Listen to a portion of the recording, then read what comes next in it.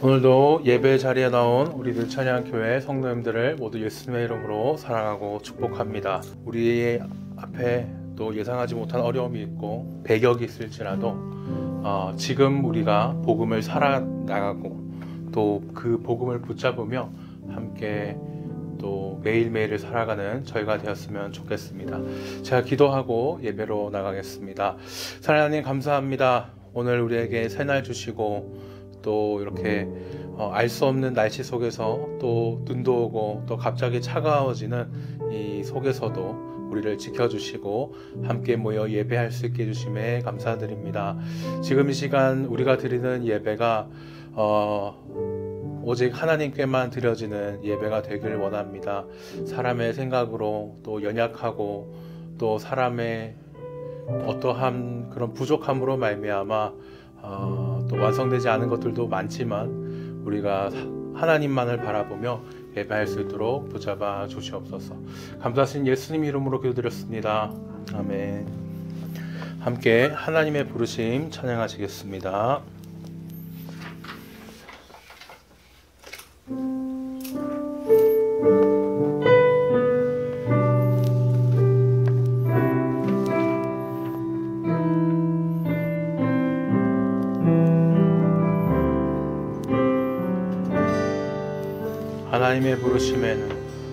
하나님의 부르심에는 후회하심이 없네. 내가 이 자리에 선 것도 주의 부르심이라. 하나님의 부르심에는 결코 실수가 없네. 나를 부르신 하나님의 진실하심을 믿네. 하나님의 부르심에는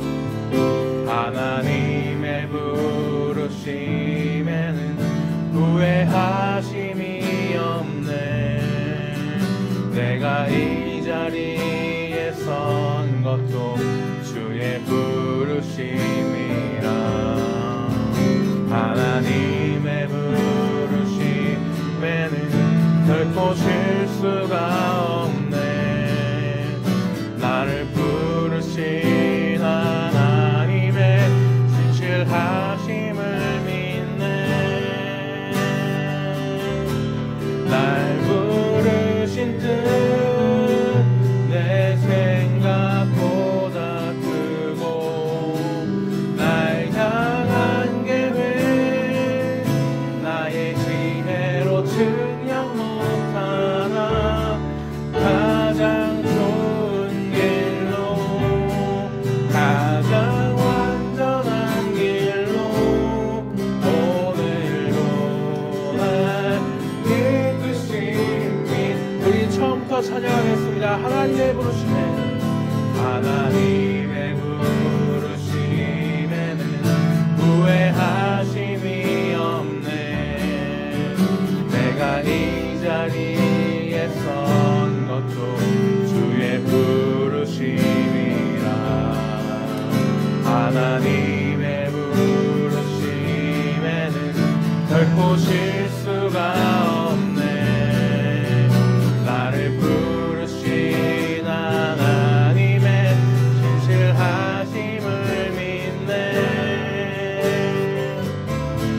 날 부르신 뜻 내 생각보다 크고 날 향한 계획 나의 지혜로 증량 못하나.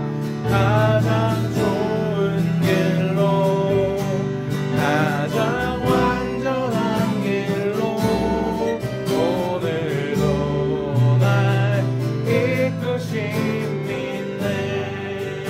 작은 나를 부르신 뜻을 나는 알 수 없지만 오직 감사와 순종으로 주의 길을 가리라. 때론 내가 연약해져도 주님 날 도우시니.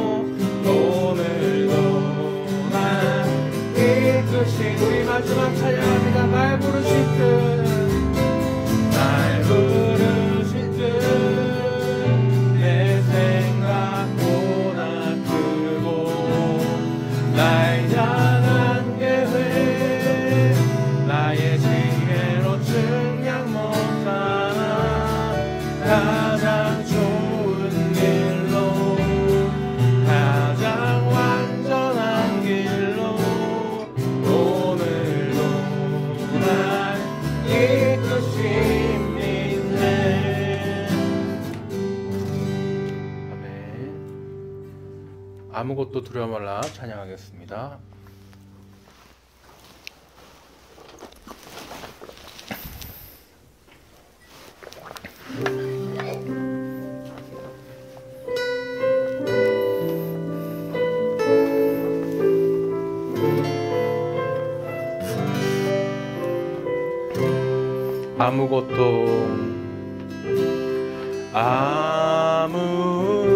아무것도 두려워 말라. 주 나의 하나님이 지켜주시네. 놀라지 마라.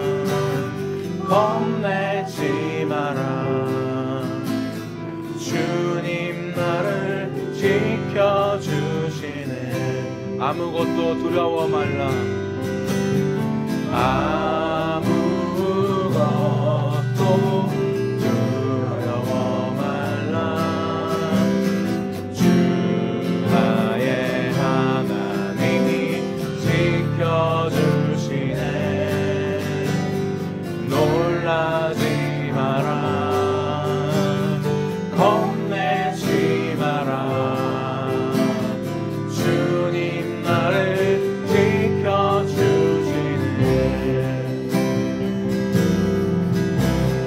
내 맘이 힘에 겨워 지칠지라도 주님 나를 지켜주시네. 세상의 험한 풍파 몰아칠 때도 주님 나를 지켜주시네.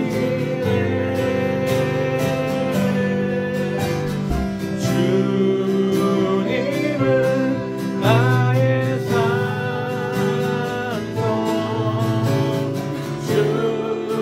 주님은 나의 요새. 주님은 나의 소망. 나의 힘 되신 여호와. 아무것도 두려워 말라. 아무것도 두려워 말라. 주 나의 하나님이 지켜주시네. 놀라지 마라. 겁내지 마라. 주님 나를 지켜주시네. 내 맘이 힘에 겨워. 내 맘이 힘에 겨워 지칠지라도 주님 나를 지켜주시네. 세상의 험한 풍파 몰아칠 때도 주님 나를 지켜주시네.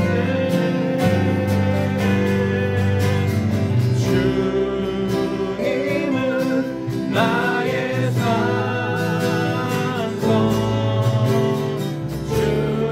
주님은 나의 요새.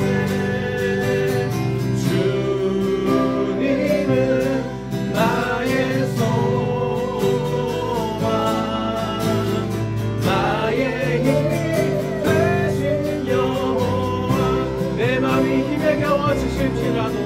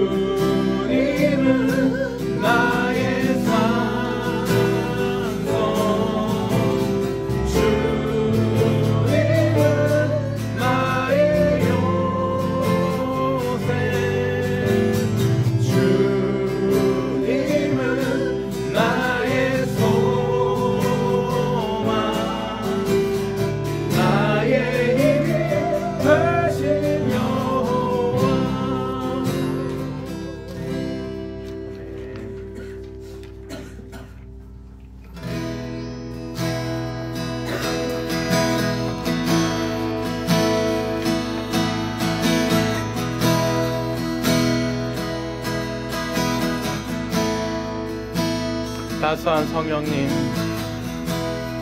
따스한 성령님,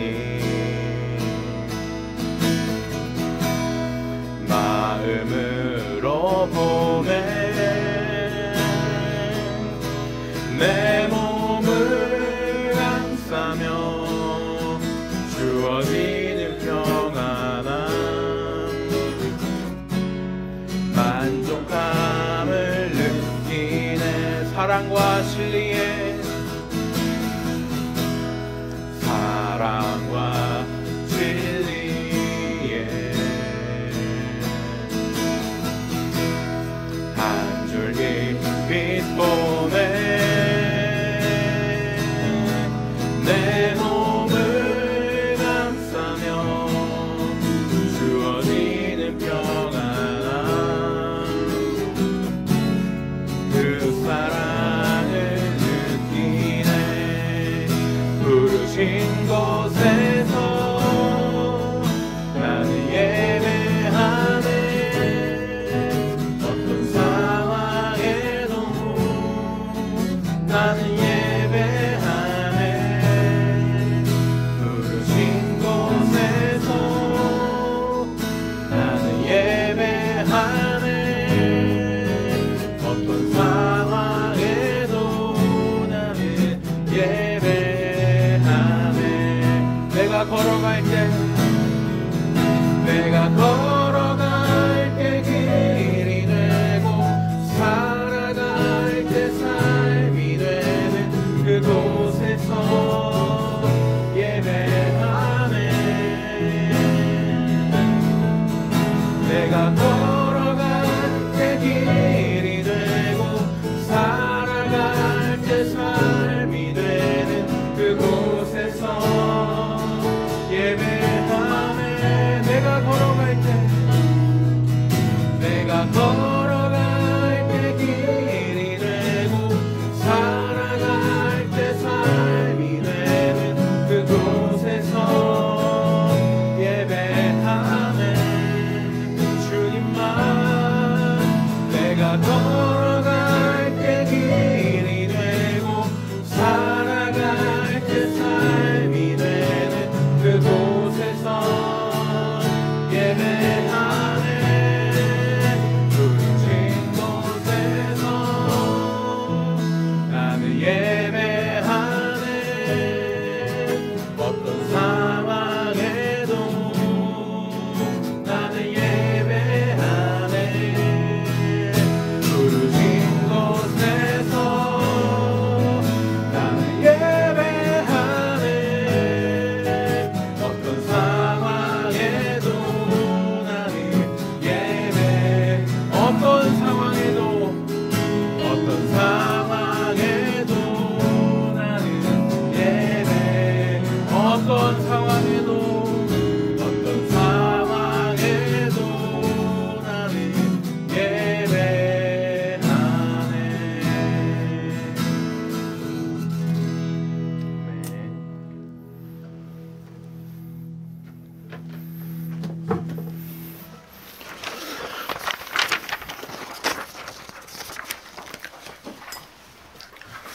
다 함께 사도신경으로 신앙 고백하시겠습니다. 사도신경은 앞에 있는 화면 혹은 주보를 참고해주면 되겠습니다. 함께 신앙 고백하시겠습니다. 시작. 전능하사 천지를 만드신 하나님 아버지를 내가 믿사오며 그 외아들 우리 주 예수 그리스도를 믿사오니 이는 성령으로 잉태하사 동정녀 마리아에게 낳으시고 본디오 빌라도에게 고난을 받으사 십자가에 못 박혀 죽으시고 장사한 지 사흘 만에 중자 가운데서 다시 살아나시며 하늘에 오르사 전하신 하나님 우편에 앉아 계시다가 저리로서 산 자와 죽은 자를 심판하러 오시리라.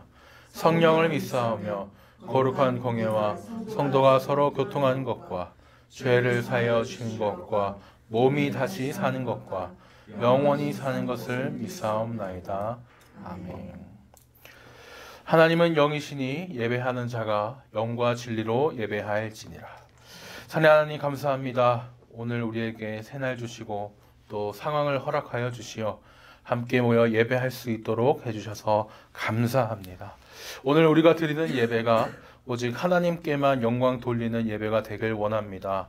사람을 보지 않고 오직 하나님만 바라보면서 어떤 상황에도 부르신 곳에서 예배하겠습니다. 우리가 하나님과 함께 하나 되는 또 기쁨을 누리게 하시고 또 하나님의 임재를 체험하는 귀한 예배가 될 수 있도록 붙잡아 주시옵소서. 감사하신 예수님 이름으로 기도드리옵나이다. 아멘. 다 함께 찬송가 5장 찬양하시겠습니다.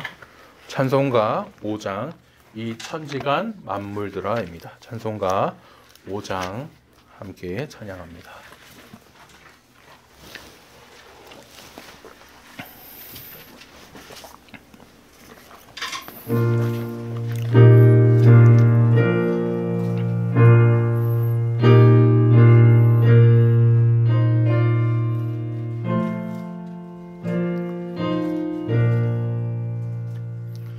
이 천지간 만물들아 복 주시는 주 여호와 전능 성부 성자 성령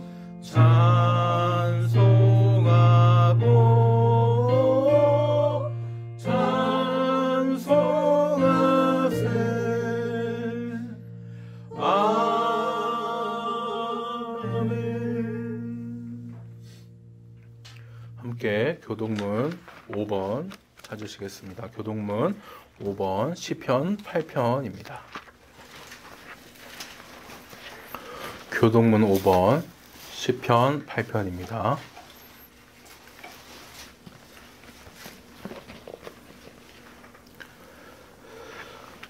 여호와 우리 주여, 주의 이름이 온 땅에 어찌 그리 아름다운지요. 주의 영광이 하늘을 덮었나이다. 주의 대적으로 말미암아 어린 아이들과 젖먹이들의 입으로 권능을 세우시며 이는 원수들과 보복자들을 잠잠하게 하려 하심이니이다. 주의 손가락으로 만드신 주의 하늘과 주께서 베풀어 두신 달과 별들을 내가 보오니 사람이 무엇이기에 주께서 그를 생각하시며 인재가 무엇이기에 주께서 그를 돌보시나이까. 그를 하나님보다 조금 못하게 하시고 영화와 존귀로 하늘을 씌우셨나이다. 주의 손으로 만드신 것을 다스리게 하시고 만물을 그의 발 아래에 두셨으니 곧 모든 소와 양과 들짐승이며 공중의 새와 바다의 물고기와 바닷길에 다니는 것이니이다. 함께 읽겠습니다. 여호와 우리 주여, 주의 이름이 온 땅에 어찌 그리 아름다운지요. 아멘. 함께 성경 고백하시겠습니다. 앞에 화면 또는 주보를 참고해 주시기 바랍니다. 함께 고백하시겠습니다. 시작. 저는 배워서 확신한 일에 거하기를 원합니다.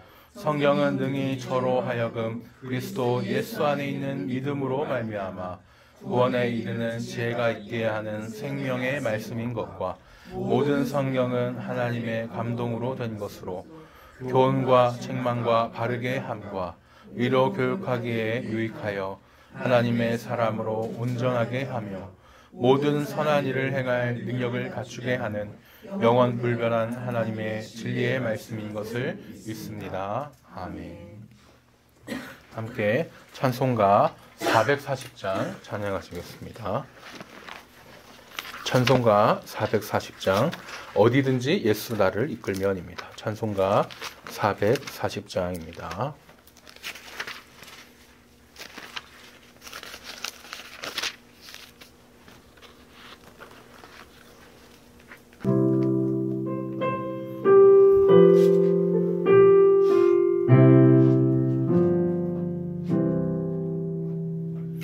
어디든지 예수 나를 이끌면 어디든지 예수 함께 가려네. 예수 함께 아니 가면 나겁고 예수님과 동행하면 덧없네. 어디를 가든지 겁내 것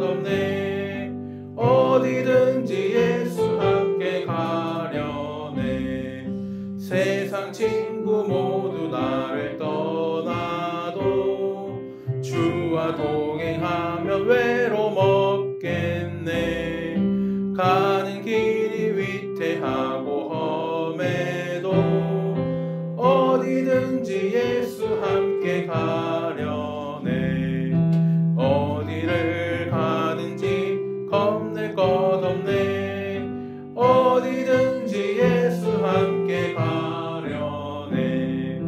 어두운 그늘 나를 애워쌀 때에 주가 함께 계심 믿고 자려네. 죽은 후에 천국에서 깨어나 예수와 함께 길이 살리라. 어디를 가든지 겁낼 것 없네. 어디든지 예수 함께 가려네. 아멘.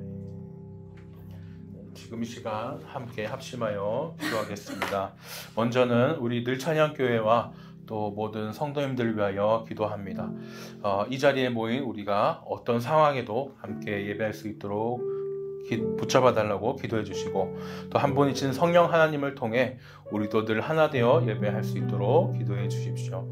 아픈 환우들을 위하여 기도하여 주시고, 또 우리 교회의 모든 청년, 학생이 또 새로운 학년과 또 학기를 맞이하여 하나님 나라를 위하여 귀하게 쓸 수 있게 해달라고 기도해 주십시오. 그리고 마지막으로는 또 말씀을 전하는 저를 위하여 기도해 주시면 감사하겠습니다. 함께 기도하겠습니다. 기도합니다. 하나님 감사합니다. 오늘 우리를 이 자리에 귀하게 불러주시고 또 함께 모여 예배할 수 있도록 해주심에 감사드립니다. 하나님, 우리가 함께 모여 예배할 수 있는 이 순간이 참 얼마나 감사한지 다시 한번 되돌아봅니다. 하나님께서 우리에게 새날을 주시지 않고 또 함께 모일 수 있는 형편을 허락하여 주시지 않으셨다면 우리가 감히 또 이 자리에 나와 예배할 수도 없고, 또 마음으로 원하여도 함께 이 자리에 또 참석하지 못한 사람도 성도님도 계시다는 것을 알고 있습니다. 주님, 우리가 이 예배드리는 순간이 정말 귀하다는 이 사실을 기억하며 오직 하나님만 예배하고 또 하나님께만 경배하며 나가는 저희가 될 수 있도록 붙잡아 주시옵소서. 우리 귀한 또 청년들과 또 학생이 새로 또 시작을 합니다. 새로운 직장에서 또 새로운 학년에서 또 하나님 시작을 하는데, 어느 곳을 가든 우리 하나님께서 함께 해주심을 믿고 하나님 나라를 위하여 귀하게 사용되는 우리 귀한 청년과 학생들 저희가 될 수 있도록 붙잡아 주시옵소서. 또 말씀을 전하는 저를 위하여 기도합니다. 하나님을 위하여 세워주신 이 귀한 종이 하나님의 생각을 사람의 생각이 아니라 하나님의 말씀만을 전할 수 있도록 붙잡아 주시옵소서. 감사하신 예수님 이름으로 기도드렸습니다. 아멘.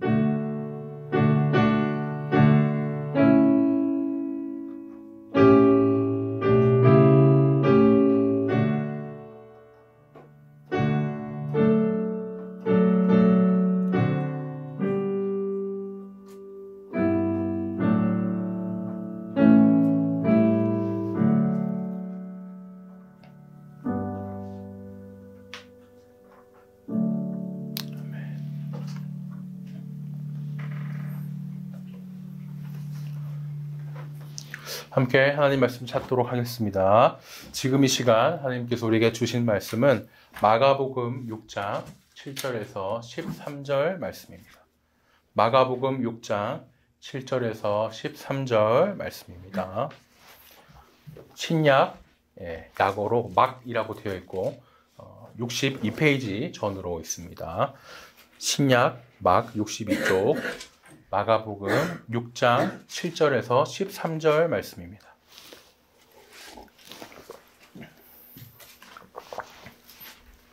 마가복음 6장 7절에서 13절 말씀입니다.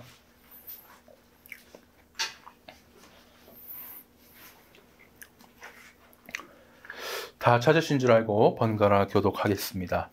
12 제자를 부르사 둘씩 보내시며 더러운 귀신을 제어하는 권능을 주시고 명하시되 여행을 위하여 지팡 외에는 양식이나 배낭이나 전대의 돈이나 아무것도 가지지 말며 신만 신고 두 벌 옷도 입지 말라 하시고 또 이르시되 어디서든지 누구의 집에 들어가거든 그곳에 떠나기까지 구의하라. 어느 곳에서든지 너희를 영접하지 아니하고 너희 말을 듣지도 아니하거든 거기서 나갈 때에 발 아래 먼지를 떨어버려 그들에게 증거를 삼으라 하시니. 제자들이 나가서 회개하라 전파하고. 함께 읽겠습니다. 많은 귀신을 쫓아내며 많은 병자에게 기름을 발라 고치더라. 아멘.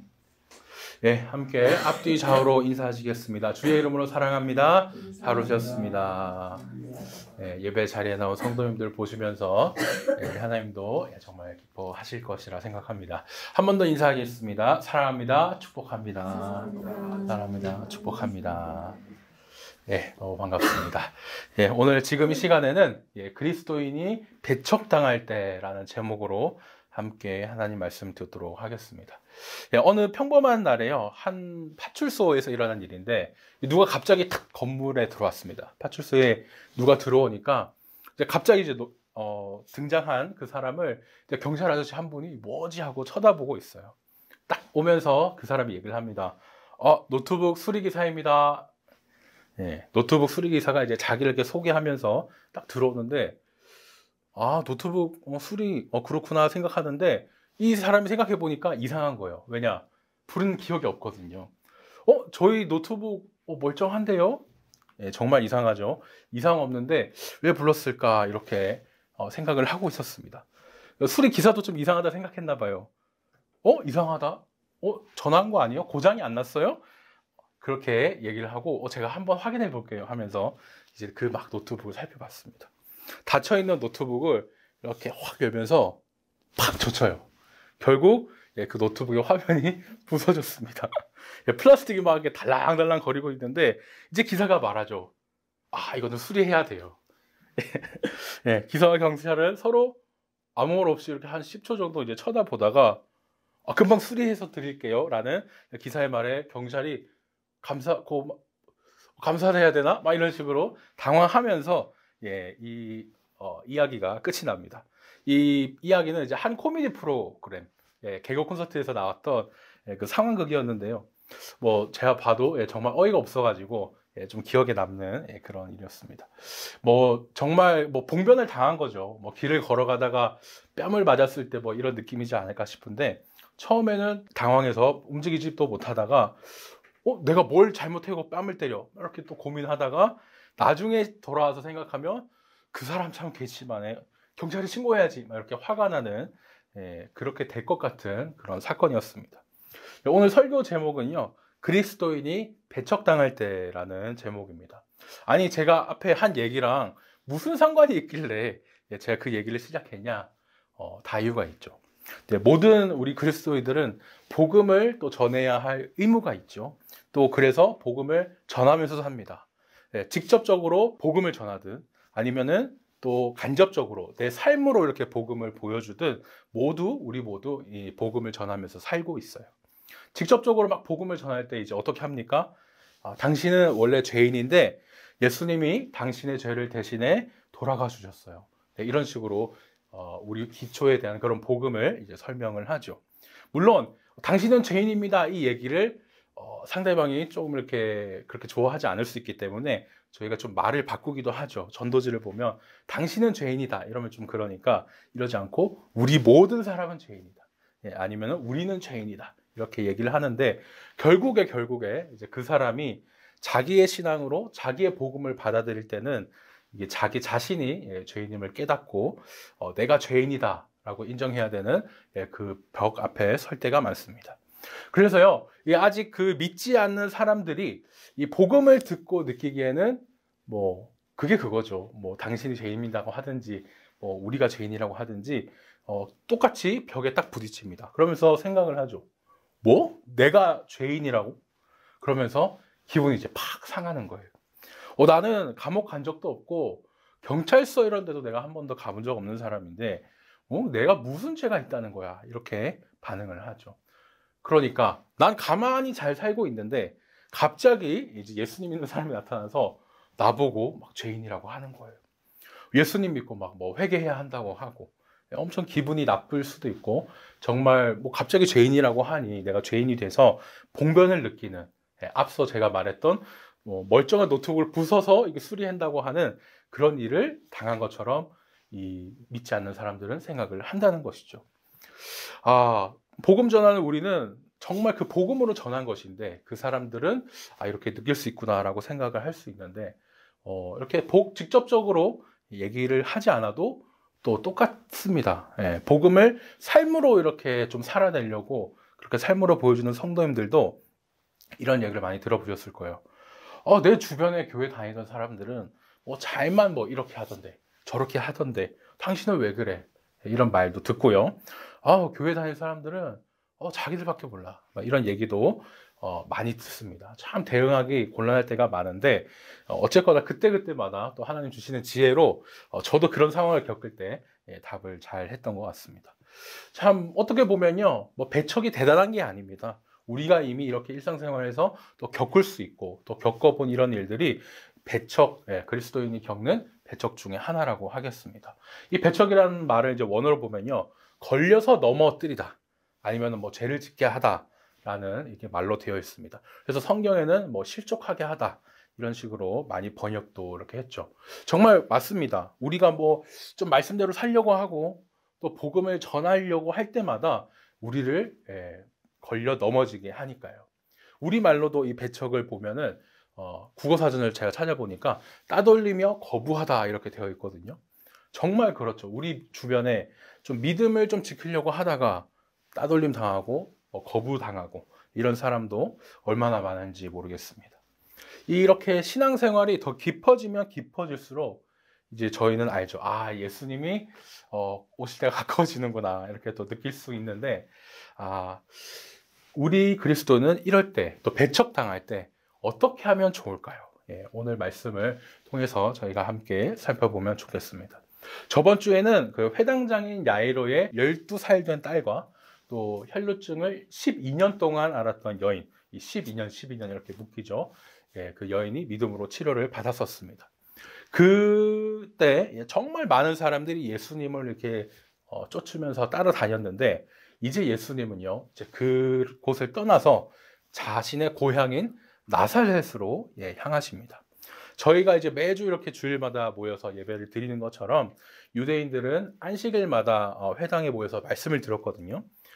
그때 또 그 전통에 뭐가 있냐면 유명한 랍비나 이런 분들이 오면 저희도 유명한 강사 목사님이나 이런 분들을 모실 때가 있는 것처럼 자기 마을의 회당에 그 랍비를 모셔가지고 한번 말씀을 전해 주십시오 이렇게 모시기도 했거든요.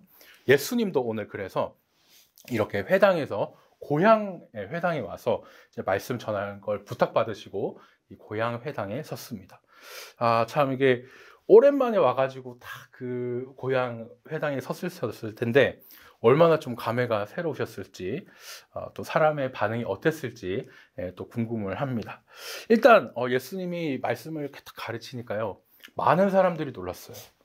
야, 이거 하나님이 말씀해 주신 대로 정말 그 우리를 구원하실 분을 보내주셨구나. 그 사람이 바로 나랑 같은 동네 사람이었던 예수님이라니, 이랬으면 좋았을 텐데 그렇진 않았습니다. 뭐냐, 고향 사람들은 이 사람을 보면서 다른 부분에서 놀랐는데요. 뭐냐, 이 사람 분명히 저 나랑 같이 우리 동네에 살았던 사람인데 뭐지? 이렇게 이 부분에서 놀라는 거죠.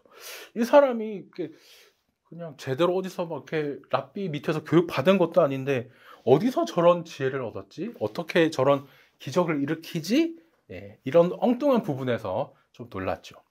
예수님은 저희는 다 압니다. 성령님을 통해서 마리아의 몸에 임신되셔가지고 사람으로 태어나셨죠. 아기로 태어나신 걸 저희가 다 알고 있고 또 성경에는 이제 누가복음에만 간략하게 기록되어 있지만 어쨌든 우리와 똑같이 뭐 아기, 어린이, 청소년기를 잘 거쳐서 그 동네에서 우리 사람과 똑같이 자라나셨다는 걸 알고 있습니다. 이 예수님은 완전한 하느님이셨지만 또 완전한 사람으로 태어나셔야만 했기 때문에 우리처럼 그렇게 한 살 한 살 이렇게 드시면서 잘 자라나신 거죠. 그런데 이렇게 사람 되심 때문에 지금 문제가 생겼습니다. 근데 고향 사람들이 그러는 거예요. 이 사람 마리아의 아들이고 목수 아니야? 얘기를 합니다. 같이 살던 남동생도 우리 동네에 막 누군지 알고 그 여동생들도 아는데 자기가 무슨 하나님의 아들이래 이러면서 예수님을 배척하는 거죠. 거부를 합니다. 원어를 보면요, 마리아의 아들이라는 말보다 목수라는 말이 더 먼저 나오거든요. 왜 굳이 이런 또 목수 얘기를 했냐? 약간 좀 그 뉘앙스를 제가 살리자면은 책상에 앉는 사람도 아니고 그 책상을 만드는 사람이 저기 앞에 나가서 막 뭐라 하고 있어. 우리랑 똑같이 뭐 몸 써서 그렇게 일하는 사람이면서 뭔데 회당에서 말씀을 가르쳐. 이런 식으로 좀 무시하는 뉘앙스가 분명히 있는 거죠. 요즘에야 직업의 귀천을 따져서도 안 되고 또 귀천이 없다고 하지만 우리 조선시대 때만 해도 그렇지 않습니까? 산업공상이라고 해서 선비가 최고, 그 다음에 농사꾼이고 이런 식으로 쭉쭉 나갔는데 이 그리스 로마 시대 당시에는 정말 이런 게 더 심했습니다. 몸 쓰는 사람은 지식을 연마할 그런 시간도 없는 사람이기 때문에 좀 무시하는 경향도 있었죠. 그래서 이렇게 이제 목수 얘기를 하면서 무시를 하는데 더 나아가서요, 이제 마리아의 아들이라는 얘기도 합니다. 이제 마리아의 남편이 요셉이었죠. 저희가 성탄절 때 또 이제 말씀을 많이 듣기도 하는데, 근데 굳이 요셉의 아들이라고 얘기를 하지 않고 막 아내의 이름을 들먹이는 거예요. 예수님의 아버지 요셉은 일찍 돌아가셨습니다. 그러니까 예수님은 이제 아버지가 안 계신 상태로 이렇게 자랐던 거죠. 그렇기 때문에 이제 마리아의 아들이라고 이제 소개한 것도 있지만, 사실 그 요셉이 죽었어도 이게 소개를 어쨌든 요셉의 아들이라고 할 수 있을 텐데, 마리아의 아들이다라고 하는 거는 당시에 이제 그 유대인 관습을 봐도 정말 그 무례한 행동이었습니다. 얼마나 무시를 하는지 저희가 느낄 수 있는 거죠. 이 예수님이 막 이곳저곳 다니면서 이렇게 복음을 전하고 하셨어도 이제 남은 가족들은 대세역 지냈는데, 이 여동생들은 동네에서 이제 다른 남자와 결혼해서 살기도 했단 말이죠. 200명 정도 되는 그런 작은 마을이었고, 가버나움에서 약 32km 정도 떨어진, 그러니까 저희로 치자면은 제가 계산해 봤는데 대전의 끝과 끝이 이제 30km 정도 되더라고요. 그 정도 거리에 좀 떨어진 마을에 살았지만 정말 작은 마을이니까 서로가 서로를 너무 잘 아는 거예요. 매일 같이 사는 내 아내, 그 아내의 오빠라는 사람이 갑자기 자기가 나타나서 하나님의 아들이다 이런다고 생각하니 당연히 좀 예수님을 배척하는, 자연스럽게 걸고 넘어지는 이런 모습을 저희가 또 볼 수 있습니다. 자, 이런 곳에서 예수님이 어떻게 좀 사역을 하시겠습니까? 편히 사역할 수 있겠습니까? 안 되죠. 다른 곳과 달리 정작 이 고향에서는 아무 사역을 못했다고 얘기를 하고 있습니다. 물론 저희가 말씀을 더 보겠습니다만은 제자나 사도도 아니고 예수님이 직접 사역하시는데 어떻게 이런 사역에 방해가 일어날 수 있나? 그 예수님조차 따돌림 당하고 무시당하셨다는 것, 배척당하셨다는 것, 이 사실이 저는 참 놀라웠습니다. 이렇게 배척을 당하시는데 아무 권능도 행하실 수 없었다라고 그렇게 얘기를 하시죠.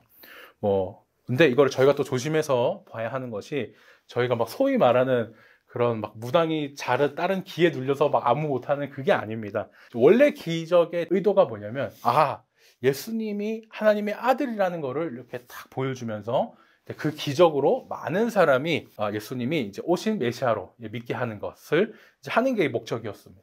그런데 지금 이제 이 나사렛 고향, 이 사람들이 과연 이 기적을 베푼다고 예수님을 하나님의 아들로 믿을 것이냐? 그렇진 않죠.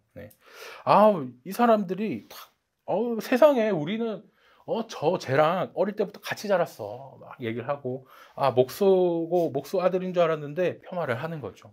아무리 어떠한 기적을 막 보여준다고 해도 하나님의 아들이야 이렇게 인정하지는 않을 것이고, 또 안 믿는 사람은 어쨌든 무슨 핑계를 만들어서도 안 믿지 않습니까? 그 믿음을 거부한다는 사실을 알기 때문에 예수님은 일부러 그런 상황에서 본인의 기적과 사역을 딱 제안을 하신 거죠. 이렇게 그 핑계대고 이런 사람들, 나사렛 그 사람들을 보면요, 처음에는 A 때문에 뭐 한다 하다가 A 해결되면 B 얘기하고, B가 되면 C 뭐 핑계 대고 하면서 계속 이제 핑계를 댈 것이 분명한 사람들이죠. 이게 하나님과 가까워지기 싫은 게 또 사람의 본성인데, 또 죄로 타락한 사람의 모습인데, 이미 사실 예수님의 소문이 안 퍼진 데가 없거든요. 나사렛도 마찬가지였을 텐데, 다른 곳에서는 정말 예수님 그 기적을 보고 하나님의 아들이야 라고 이렇게 인정을 했지만, 이 사람들은, 나사렛 사람들은 정말 달랐던 걸 보여줍니다. 뭐 기적 보여주면 못합니까?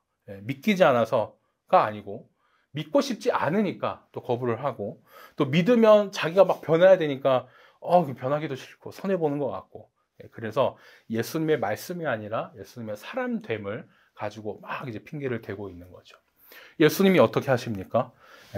사실 그 말씀대로 이루시려고 하면 사람으로 태어나실 수밖에 없었는데, 그 사람됨으로 인해서 또 배척당하시면서, 사람됨으로 이렇게 배척당하는 거는 어쩔 수 없구나 생각하셨을 것 같아요.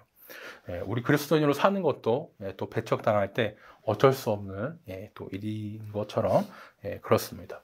6절에 그래서요, 예수님이 그 사람, 나사렛 사람들이 아무리 뭘 해도 믿지 않으니까 이상하게 여겼다 이렇게 얘기를 합니다. 근데 이 이상하게 여겼다는 말은요, 원어로 보면은 놀랐다는 말이에요. 앞에 회당에 모인 동네 사람들도 놀랐죠. 예수님을 보면서 다른 거에 놀랐습니다. 저 사람 우리랑 같은 동네 사람이었는데 어디서 저런 권능이 나왔지? 어떻게 저런 지혜를 얻었지? 그 사람들은 그렇게 놀랐는데, 예수님은 반대로 아무리 이렇게까지 하는데도 믿지 않을 수가 있나 하면서 이 나사렛 사람들의 믿음 없음을 보고 놀란 걸 보여주셨습니다. 이제 이 예수님은요, 자신을 거부하는 나사렛을 떠나서 이제 나사렛 주변의 마을을 대신 두루두루 다니시면서 그렇게 복음을 전하셨습니다. 예수님이 이렇게 이제 배척을 당하셨죠. 그런데 이 배척을 당하실 때 이 모습을 보고 있던 사람들이 있었습니다. 바로 제자들이죠. 예수님의 모든 사역에는 당연히 계획하심이 있음을 저희가 알기 때문에 분명히 이것도 일부러 제자들에게 이렇게 보여주셨다고 저희가 알 수 있죠. 복음대로 살다가 따돌림 당하고 무시당하는 모습, 그리고 심지어 하나님이신 예수님이 그렇게 당하는 것을 제자들에게 이제 보여주셨습니다. 과연 이 제자들에게 많은 배움이 됐을까요? 이제 예수님은 이 제자들을 이제 보내시기 시작합니다. 파송합니다. 귀신을 쫓아내는 권능도 주시면서 이렇게 이제 둘씩 이제 보내죠. 제가 신학대학원에서 전도사님들과 전도 실습을 한번 나간 적이 있어요. 요즘에 이제 워낙 그 노방 전도라든지 이런 것들이 이단들이 너무 많아서 정통 기독교에서 많이 안 하다 보니까 일부러 이제 저희 교역자들, 나중에 뭐 다 목사 될 사람들이니까 이제 훈련을 시킨 거죠.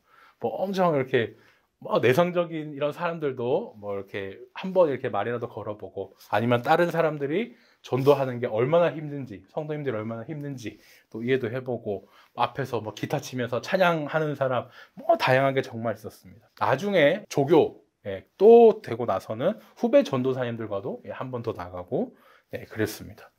마치 저는 그때 그 했던 전도 실습이 오늘 이 예수님이 제자들을 보냈던 그런 파송과 또 같지 않나 생각을 합니다. 엄청 짧게 예수님이 딱 파송을 경험할 수 있게 보내셨거든요. 이 마가복음의 주제와 같이요, 이 복음은 어떻게 정말 조금이라도 더 빨리, 그리고 또 조금이라도 더 많은 사람에게 이게 전파가 돼야 됩니다. 그래서 예수님이 이제 제자들을 보내면서 방침 같은 걸 이제 주신 게 있죠. 뭐냐, 지팡이는 하나만 들고 와라. 다른 것도 어떻게 해요? 막 바리바리 챙기고 싸면은 무거워서 움직이기 힘들어요. 그래서 엄청 가볍게 이렇게 되어 있고, 뭐 우리말에는 이제 새 성경으로 넘어오면서 이제 뭐 배낭 뭐 이렇게 잘 번역이 됐는데, 옛날 성경에는 이게 자루라고 되어 있었거든요. 하지만 그냥 가방입니다. 옛날에는 구걸할 때 가방을 이제 탁 내밀어 가지고 구걸을 했다 그래요. 유대인 이때 시절에. 그러니까 구걸할 그거를 들고 가지 마라. 그 말은 하나님이 채워주실 거니까 그거를 딱 믿고 가야지 따로 이제 구걸할 그런 배낭이나 이런 것을 챙겨가지 마라. 이렇게 또 생각할 수 있습니다. 구급차를 보면요, 막 빨리 지나가야 되니까 막 삐용삐용삐용 하면서 이제 지나가죠. 막 옆에 차들도 막 다 비켜주고 그렇습니다. 마치 그 모습처럼 정말 급하게 또 중요한 그 복음을 전하는 그런 모습을 저희가 또 알 수가 있죠. 또 10절 가서는요, 그 또 다른 방침 중에 하나가 어느 집에 들어가든지 그 마을을 떠나기 전까지는 그 집에 머물러라, 이 말씀도 합니다. 이게 무슨 말이냐? 이것도 좀 설명이 필요한데, 유대 문화에는요, 다른 사람을 잘 맞아줘야 되는 그런 의무랄까? 그런 문화가 있습니다. 누가 다른 동네에서 자기 마을에 왔다 그러면은 잘 대접하는 거, 이게 유대인들이 꼭 해야 되는 일이고 자랑이었던 거죠. 다 말씀대로 이제 살아야 하는 그 유대인의 성격상 그렇게 다른 사람이 동네에 오면은 서로 막 데려가려고 하는 거예요. 우리 집에서 모실 거야. 우리 집에서 모실 거야. 우리 집에 오세요. 이렇게 초청을 합니다. 그러니까 우리가 생각했을 때는 선택권이 좀 자게 해주면 안 될까요? 이렇게 집주인에게 선택권이 있을 거라고 생각했는데, 그게 아니라 이 유대 문화 당시에서는 머무는 사람이 좀 고를 수 있는, 초이스를 할 수 있는 그런 상황에 있었죠. 타지 사람은 그래서 누가 여행을 왔다 이러면은 최소 하루, 그다음에 최대 한 달까지도 이렇게 머물렀다고 그래요. 그런데 한번 생각해 보십시오. 내가 처음 이렇게 와가지고 저희 집에 머무르십시오 해가지고 그곳에 머무르기로 딱 정했습니다. 감사합니다 하고 딱 머물렀는데 지내다가 더 좋은 집이 나를 이렇게 좀 모시겠다 얘기를 하는 거예요. 어떻게 할까요? 대부분 옮길 수도 있고 안 옮길 수도 있는데, 오늘 말씀에서는 옮기지 마라 이렇게 얘기를 하세요. 나중에 좋은 집 나오면 거기로 옮기고, 또 더 좋은 집 나오면 또 거기로 옮기고, 정말 좀 얌체 같은 짓이지만 처음 머물 곳 마련해준 그 사람이 어떻게 됩니까? 엄청 상처를 입고 무한해지죠. 자기의 집 건물이 좀 안 좋았나? 아니면 뭔가 불편했나? 그렇게 또 우리가 시험에 들 수도 있기 때문에 예수님은 처음 머물게 해준 그 집에, 그 동네에 있는 동안은 계속 머물러라, 또 이렇게 말씀하고 계세요. 복음을 따르는 사람들의 이런 사랑과 헌신이 이 복음을 전하는데 그 제자들을 또 돕고 하면서 더 이렇게 도우면서 복음이 퍼지고 있습니다. 복음을 전하는 사람들도, 그러니까 따르는 사람들의 그 사랑을 이렇게 또 감사합니다 하고 이렇게 받고 있죠. 여기 어쨌든 이렇게 복음 전도에 대한 내용이 쭉 나오는데, 마지막으로 또 예수님이 당부해 주시는 내용이 있습니다. 바로 이 복음 전하는 사람들이 만약에 앞에 예수님이 예로 미리 보여주셨던 것처럼 배척당할 때 어떻게 해야 되냐 하는 거에 또 내용이죠. 11절을 보니까 너희를 영접하지 아니하고 너희 말을 듣지도 않네한다 이렇게 얘기가 나오는데, 이게 무슨 말이에요? 배척한다는 말이죠. 예수님이 겪으셨던 것처럼 너네도 이렇게 선교 가고 나가서 파송될 때 너네도 나와 같이 배척을 받을 거다 이렇게 보여주시고, 실습 가기 전에 또 한 번 당부의 말씀을 해주시고 있습니다. 이 실습을 위해서 예수님이 미리 본인이 고향에서 따돌림 당하고 또 무시당하는 모습을 보여주셨구나 알 수 있죠. 제자들 이제 어떻게 해야 되는지 계속 얘기를 듣습니다. 만약에 제자들을 배척하면 어떻게 하나요? 거기서 나올 때 발 아래에 먼지를 툭툭 하고 떨어버려라, 그렇게 증거를 삼아라라고 얘기를 합니다. 이거는 또 무슨 말이냐? 당시 유대인들은요, 하나님을 믿지 않는 다른 이방의 땅에 갔다가 돌아오면은 신발에 묻은 흙을 툭툭 털어냈어요. 왜? 이방 땅은 하나님 믿지 않는 사람들이 사는 곳이고 더러운 죄로 더러워져 있기 때문에 나는 그 흙도 가져가지 않겠다. 나는 이 죄를 털어내고 우리 죄 없이 거룩한 그 이스라엘 땅에 다시 들어갈 때 깨끗하게 들어가겠다. 구별됐다. 그런 의미라고 생각하면 좋겠습니다. 유대 문화에서는 손님들을 오면 또 잘 모셔야 된다고 제가 말씀드렸지 않습니까? 이 손님들 오면 모시는 게 좋은 거고, 어떻게 보면 정말 매너고 기본인 거예요. 그런데 지금 이 사람들을 영접하지 않고 말도 안 들어준다? 이거는 지금 기본보다 못한 거지 않습니까? 그러니까 우리 입장에서는 그럴 수도 있지 생각하지만, 유대 입장에서는 명백한 무시하는 거고 배척인 거죠. 이런 동네, 이런 집에 들어가면 똑같이 신발 먼지 툭툭 털면서 이렇게 얘기하는 거예요. 당신네는 안 믿는 그 이방이나 다름없다. 이렇게 행동으로 딱 이렇게 보여주는 거죠. 유대인들에게 이방은 또 그러니까 뭡니까?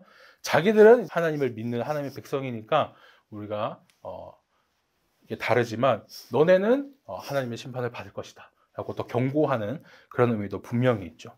당신네들은 심판 받을 것입니다. 우린 분명 경고했어요. 그 사람들이 이제 복음을 거절하면 어떻게 된다는 것을 알려준 다음에 우리는 이제 우리 할 일 다 했으니까 이제 하나님께 맡기고 떠난다. 빠이빠이. 이렇게 생각하는 좋겠습니다. 다소 근데 의아해하는 분도 계실 것 같아요. 아니 목사님, 우리 믿는 사람들은 모든 사람을 다 사랑해야 되는데 이게 책임감이 끝까지 없는 거 아닙니까? 끝까지 전도해야죠. 이렇게 생각할 수도 있거든요. 그리고 또 이게 전도에 관해서 모든 사람이 다양한 생각을 가지고 있지만 만약에 내가 전도할 사람이 있다면 그 전도할 사람의 좀 심기를 불편하게 안 해야 전도가 되니까 괜히 이제 좀 전할 눈치도 살피면서 막 온갖 비율을 맞춰주고 이렇게 해야 되나 또 생각하는 분도 계실 것입니다. 물론 이런 마음은 너무나 참 귀하죠. 하지만 저희가 오늘 말씀에서 또 살펴볼 것은 이 복음을 전할 때 우리가 무조건 그렇게 약자의 편에 서야 되느냐, 또 그건 아니라는 것을 저희가 알 수 있습니다. 제가 앞서 이제 말씀드렸죠. 멀쩡한 노트북 고장낸 그 수리기사. 이 믿지 않는 사람들은요, 갑자기 자기들 보고 죄인이라고 하는 우리를 보고 기사처럼 이렇게 생각할지도 모른다고 말씀드렸어요. 하지만 그렇다고 정말 우리가 복음을 전하는 우리가 그런 노트북 고장낸 수리기사입니까? 아니죠. 정말 우리가 복음을 전한다고 해서 그 사람들을 죄인으로 만들어버린 겁니까? 아니죠. 원래 죄인이었거든요. 그건 그 사람들이 우리를 그렇게 생각하는 것이지 실제는 당연히 다릅니다. 우리가 전하는 복음은요, 마치 이런 것과 같아요. 청바지에 지퍼가 열린 줄 모르고 서 있는 사람에게 저기요, 지퍼 열리셨어요? 라고 말해주는 것과 같다는 겁니다. 그 사람은 아이고 정말 지퍼가 열려 있었네 이렇게 확인했다면 민망해도 이렇게 다시 정돈을 하고 감사합니다 이렇게 얘기하는 게 사실 정상이죠. 더 적절한 비유가 있다면요, 이 깊은 밤에 갑자기 막 온 동네에 불이 났습니다. 갑자기 누가 이제 문을 쾅쾅쾅쾅 두드립니다. 불이야! 빨리 피하세요! 이렇게 외쳤다고 합시다.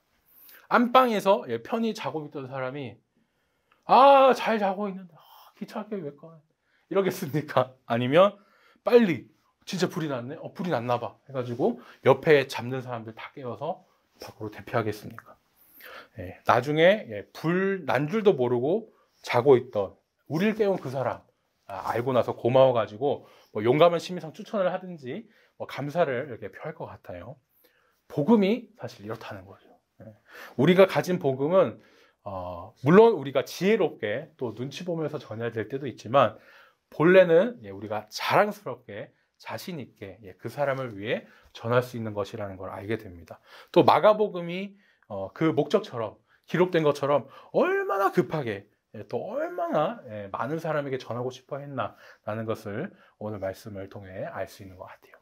자, 말씀을 정리하겠습니다. 보통 고향을 가면요, 미우나 고우나 그 사람을 환영해 줍니다. 뭐 이렇게 모자르게 돌아왔다면 아이고 타지에서 고생했네 하고 잘 맞아주고, 또 잘 돼서 돌아오면 또 금이 환영이라서 또 잘 맞아주죠.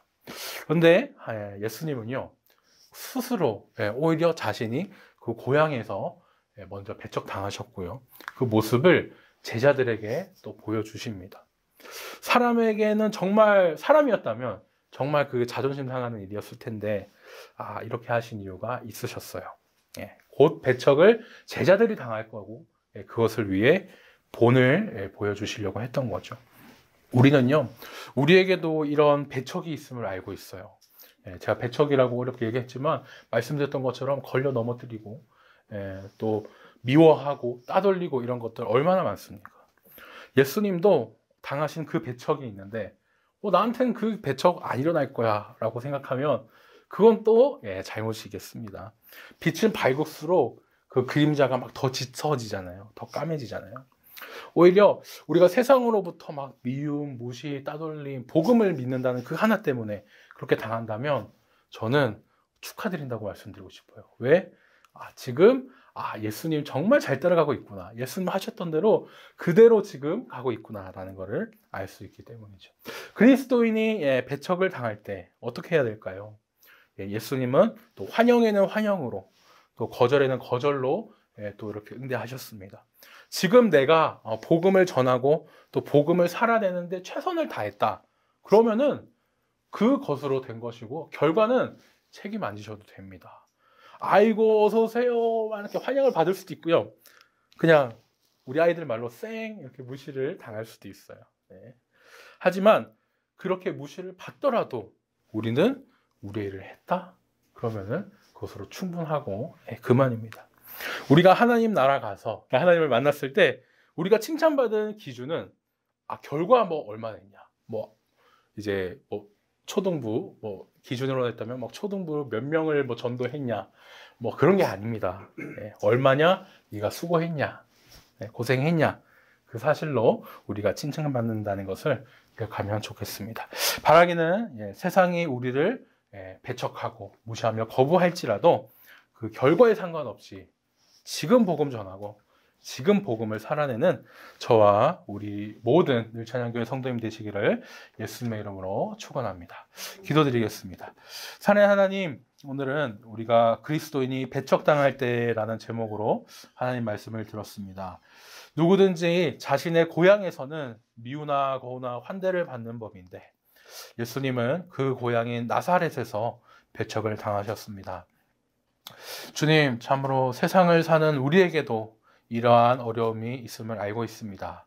말씀대로 살려고 하다가 우리도 이러한 무시, 따돌림, 배척, 여러 어려움을 당할 텐데 그때마다 하나님이신 예수님도 이런 배척을 당하셨다는 사실을 기억하면서 결과는 이제 하나님께 맡기고 우리는 그저 지금 복음 전하고 지금 복음을 살아낼 수 있도록 붙잡아 주시옵소서.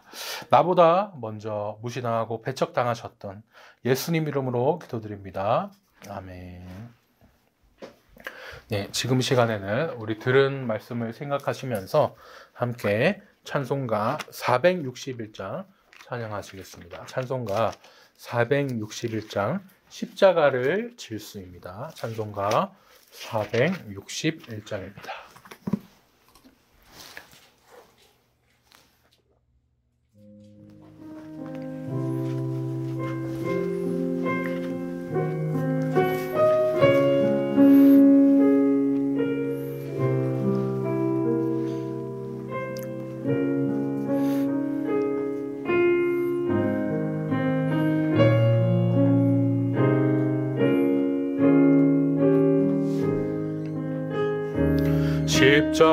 십자가를 질 수 있나 주가 물어보실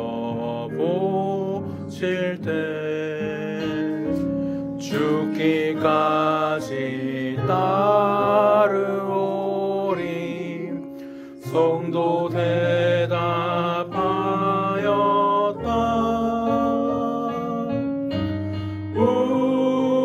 우리의 심령 주의 것이니 주님의 영상 만드소서. 주 인도 따라 살아갈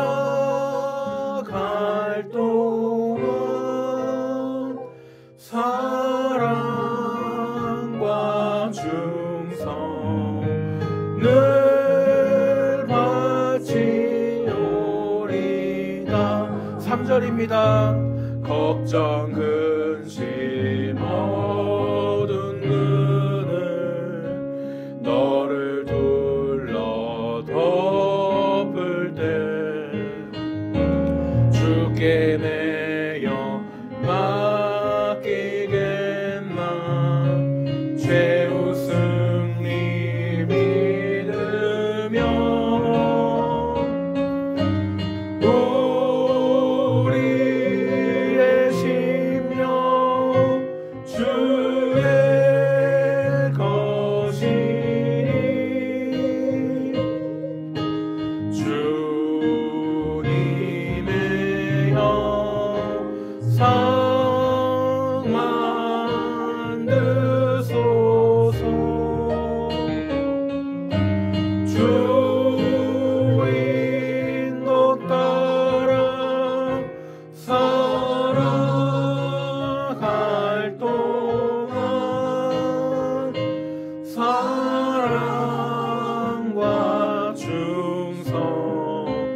늘 바치오리다. 이런 일 다 할 수 있나 주가 물어보실 때 용감한 자 바울처럼 선뜻 대답하리라.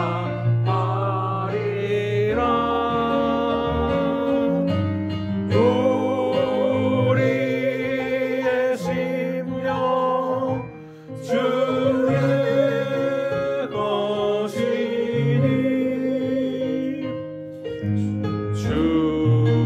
주님의 형상만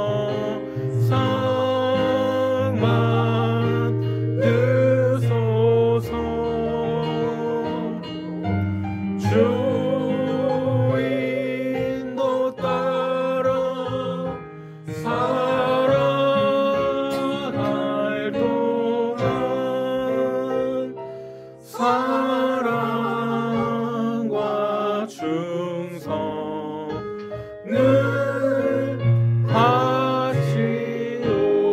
하시오리나.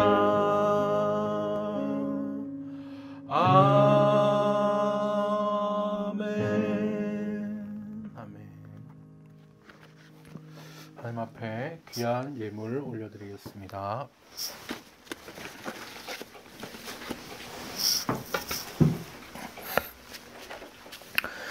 주철모 집사님, 박여민 집사님 가정에서 주정헌금 드렸습니다. 최덕원 목사 이지혜 사모 가정에서 주정헌금 드렸습니다. 김준호 청년 감사헌금 드렸습니다. 김준호 청년 주정헌금 드렸습니다. 최덕원 목사 이지혜 사모 가정에서 11조 드렸습니다. 인경 사모님 주정헌금 드렸습니다. 봉헌기도 드립니다. 사랑하는 하나님 감사합니다. 주님의 것을 주님께 드립니다. 하나님, 이 귀한 예물을 올려드린 우리 귀한 성도님들의 마음을 반드시 기억하여 주시고 복에 복을 더하여 주옵소서. 하나님께서 마음을 보시니 우리의 한 주간의 삶과 또 마음도 드리게 하여 주시옵소서. 감사하신 예수님 이름으로 기도드렸습니다. 아멘. 함께 아론의 축도문 낭독하시고 축도하겠습니다. 아론의 축도문은 화면 혹은 주보를 참고하시기 바랍니다. 함께 낭독하겠습니다. 시작.